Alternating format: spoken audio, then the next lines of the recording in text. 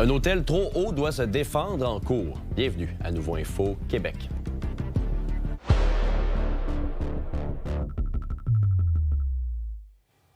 Bonsoir tout le monde, bon mardi. Il y a une saga judiciaire un peu étrange qui se déroule dans le Vieux-Québec depuis quelques années et l'élément déclencheur, c'est un hôtel qui a été construit à l'encontre d'une ordonnance d'un juge de la Cour supérieure du Québec. Félix-Antoine, t'es devant l'hôtel Corbin. Est-ce que tu peux nous résumer cette affaire?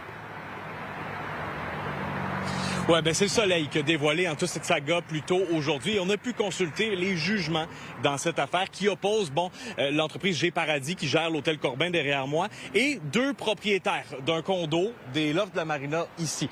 On va résumer ça simplement, Jean-Simon, parce que c'est facile de se perdre dans les détails, mais essentiellement, quand l'hôtel a commencé à être construit, les propriétaires du condo ont appelé les tribunaux pour demander à faire respecter leur servitude de vue. Essentiellement, c'est qu'ils avaient un droit acquis d'avoir une certaine vue et ça a été accordé par les tribunaux sans aucun doute. Sauf que si vous faites le calcul derrière moi, on leur a dit pas plus que 3 étages à l'hôtel Corbin hors du sol. Et là, 1, 2, 3, 4, 5, 6, c'est pas mal plus que 3 étages. Alors, qu'est-ce qui s'est passé? Les propriétaires du condo se sont posé la même question et sont allés cette fois, encore une fois, devant les tribunaux, mais pour poursuivre pour outrage au tribunal, pour ne pas avoir respecté la décision. Et encore une fois, ça leur a été accordé. Alors, quel était le raisonnement de l'hôtel Corbin? Je vous laisse entendre un extrait du jugement où on entend l'avocate de Geneviève Blouin qui dit que, selon elle, il n'y a pas d'exécution provisoire. Résumé, c'est que le juge ne les forçait pas à prendre cette décision-là de ne pas construire plus haut que 3 étages. Sauf que vous pouvez voir assez rapidement que le juge est loin d'être en accord et vers la fin de l'extrait qui est dans le jugement, il dit « Je comprends peut-être que vous avez vu ça comme pas comme une injonction, mais je me demande comment est-ce possible alors qu'on parle d'ordonner. Il me semble que c'est clair. » Pourquoi la Ville n'est pas intervenue à ce moment-là?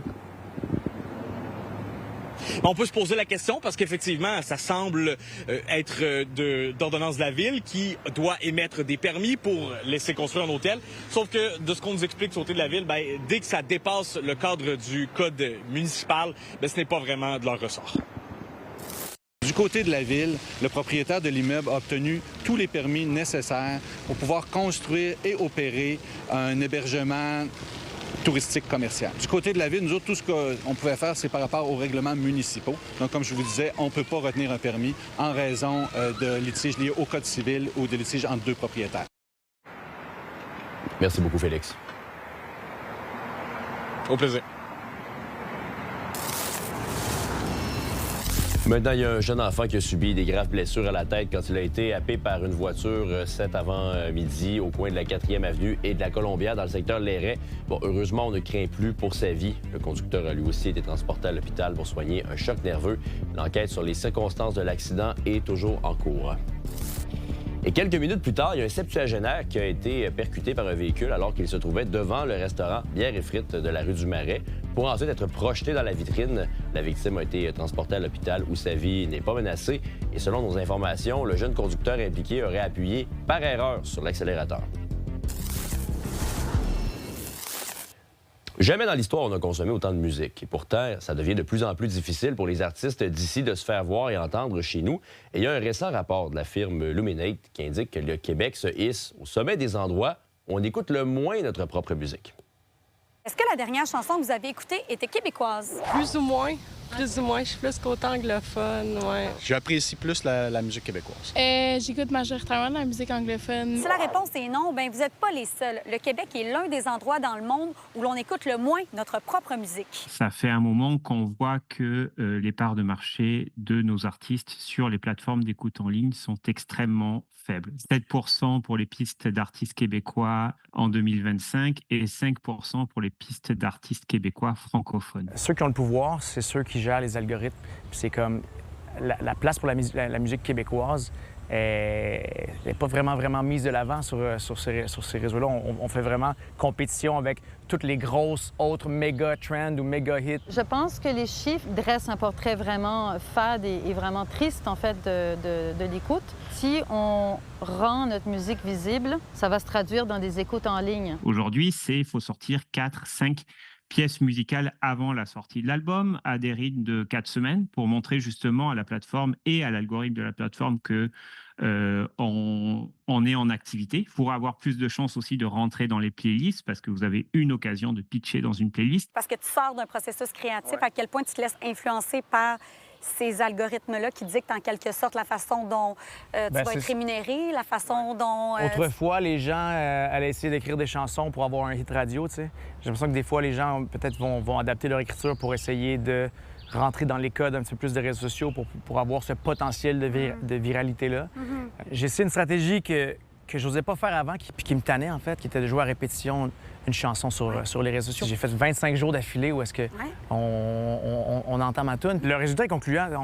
On le voit direct sur les chiffres, justement. On le voit, c'est devenu ma chanson la plus streamée là, de l'album dans les dernières semaines. Ce que nous, on essaie de faire, c'est vraiment stimuler l'écoute, de rendre la musique visible. Parce que la musique, il n'y a pas un problème d'accessibilité, il y a un problème de visibilité.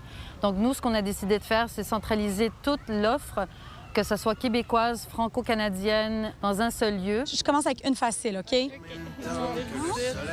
cow-boys fringants, est-ce que ça vous dit quelque chose? Oui. Juste étoile filante. Facile.